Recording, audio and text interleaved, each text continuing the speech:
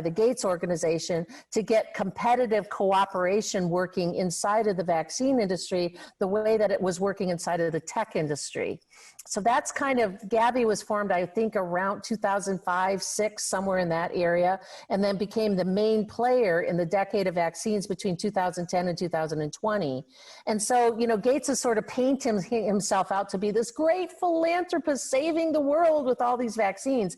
This is the same guy who does a TED Talk and tells you that the world is overpopulated, and if we play things just right, the vaccines can only do so much to decrease the population. This is the same guy who wants to save you with a vaccine. I mean, talk about, you know, cognitive dissonance just in his own personal messages. But if you look back at the Rockefeller messages and how Rockefeller was such a nefarious guy, and they started to reposition him into being the great philanthropist, even though the money behind the scenes was going, it continued to go for pretty nefarious things. But he's got so much money and influence that he is dictating public policy to a certain extent.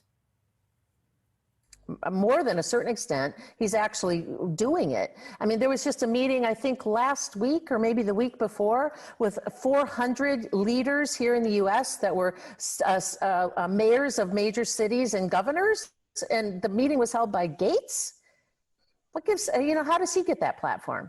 You know, this unelected official who hides behind a foundation. So therefore, because foundations, as we know on a global level, operate at a different set of rules and laws. And so he's got this layer of protection by being this philanthropist behind his foundation.